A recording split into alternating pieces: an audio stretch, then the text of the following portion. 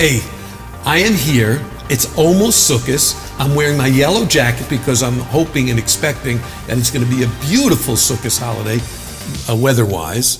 And I'm wearing my hat because ostensibly I just came back from shul, and I'm ready for lunch that first day of Sukkot. And we're ready to go. But you picked two wines. Right. Well, you picked a yellow jacket. That's right. That's right. You're probably the only guy in shul who pairs his clothing, who matches his clothing with his esrog. That's right. And by the way, just because it's a yellow jacket, I don't want any yellow jackets in the sukkah. Say the bees in the sukkah. But you picked two wines, and I picked the third that you don't know about. And I'm not sure if I don't know about it, yeah, but go you for don't it. Yeah, you don't know that I picked it, but it's chilled. Yeah. It's chilled.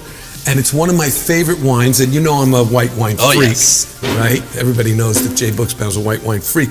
But this is especially delicious and especially apropos because when you're going to have a sukkah filled with people, it's got an amazing QPR. Why don't you tell people what QPR means? So QPR, quality, price, ratio. Okay, and this particular wine, this is Lineage Chardonnay, and the Lineage Chardonnay is about $20 or less almost everywhere in the country. And you know, we've talked about this before, this comes from all estate vineyards, which means that the Herzog family themselves grow the grapes for this wine. That does several things. First of all, they don't have to pay for the grapes. I mean, there is a cost to the grapes, but because it's owned by them, you know, it makes the value better. And also because the growing aspect of it is completely controlled by David Galzignato and the Herzog family, so they grow it exactly the way they want.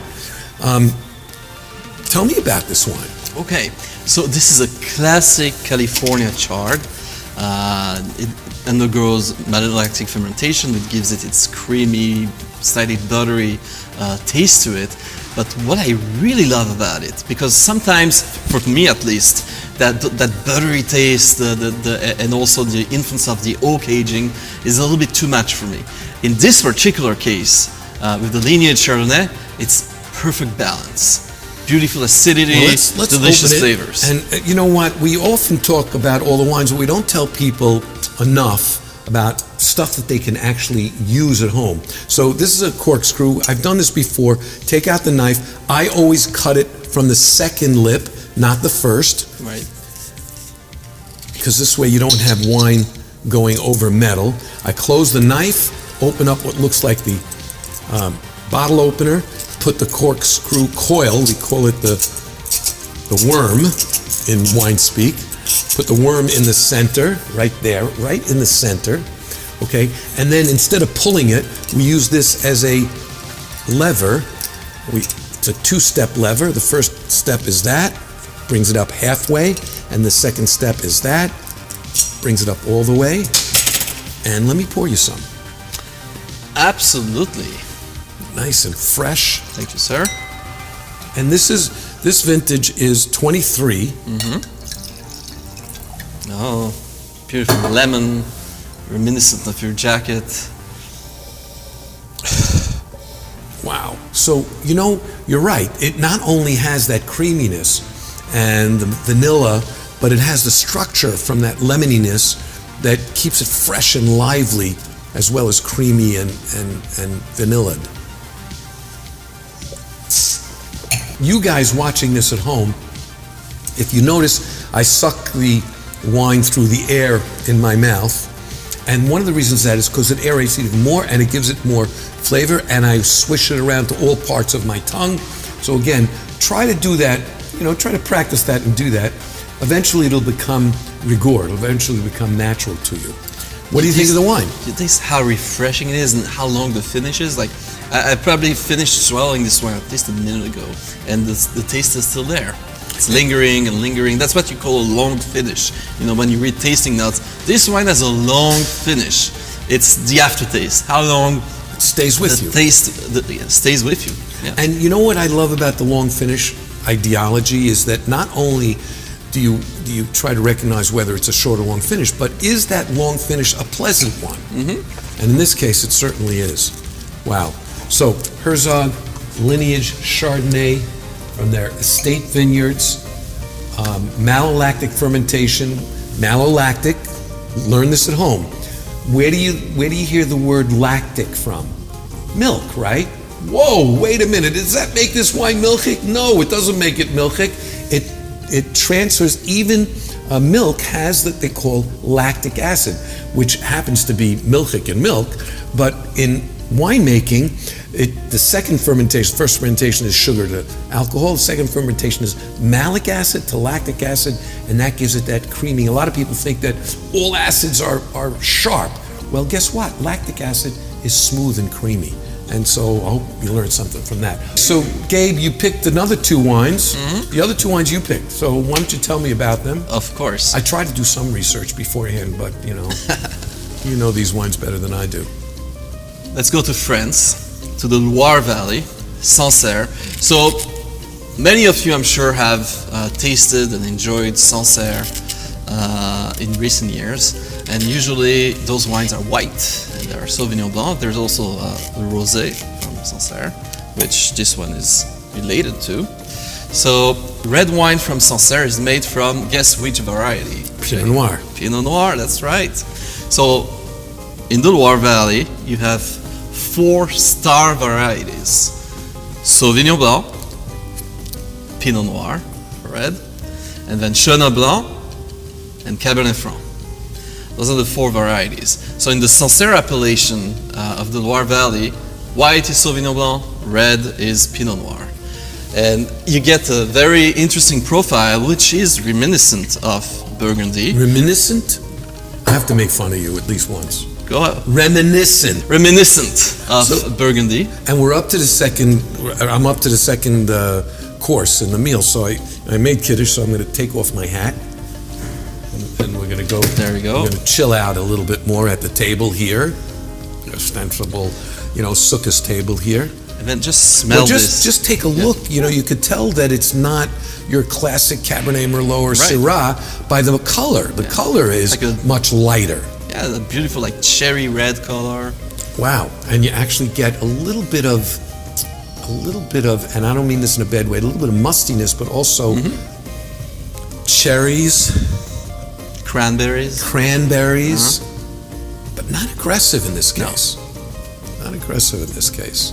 And it's a little bit floral as well, like lavender or violets. Yeah, violets. Yeah. That's the word I'm looking for, violets.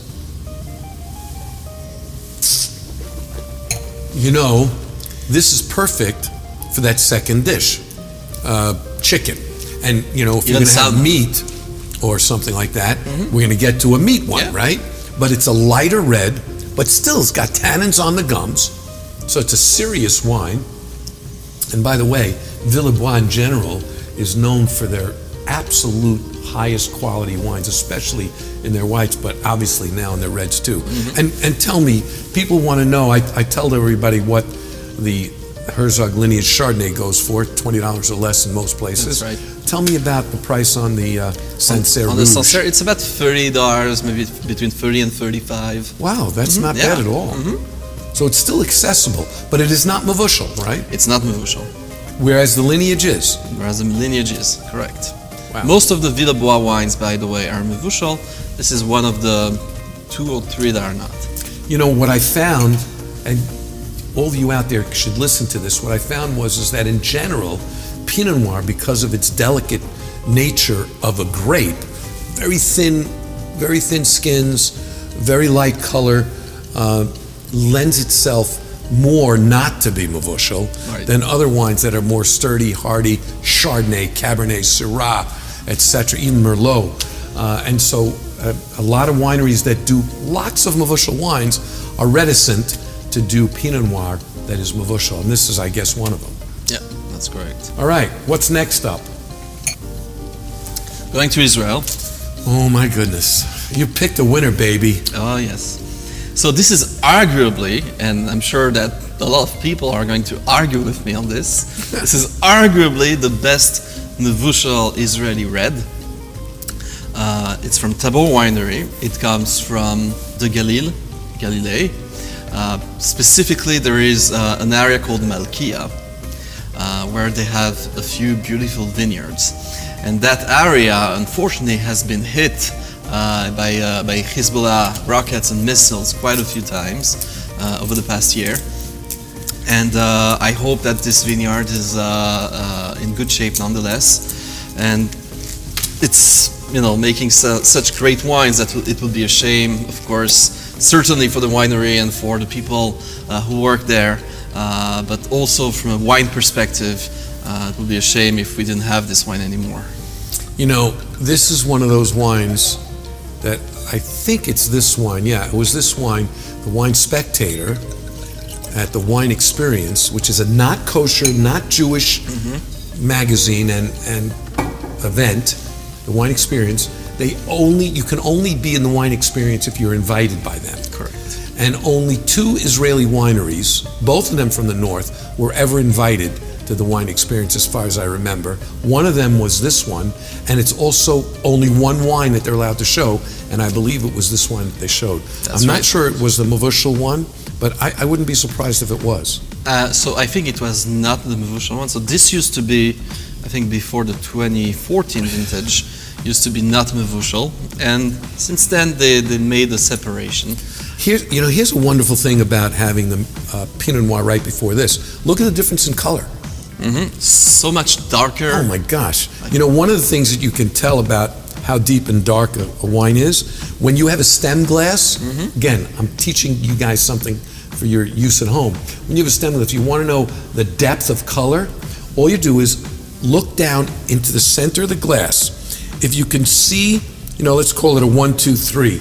If you can see in a red wine your fingers, you'd call that a 1. If you could see images of your fingers, you'd call that a 2. If you don't see your fingers at all, and you could just barely see your fingers on this, you'd call that a 3. I would call this like a 2.5. Yeah. So it's really quite... And it's a 2019, it's 5 years old. Wow. And it is Mevushal, which counts for something, when it comes to that. Already, if you have a wide variety of people at your table for this sukkahs, and you want to be careful about enjoying it with whomever comes to your table, you have 2 wines here that are both Mevushal. That's right.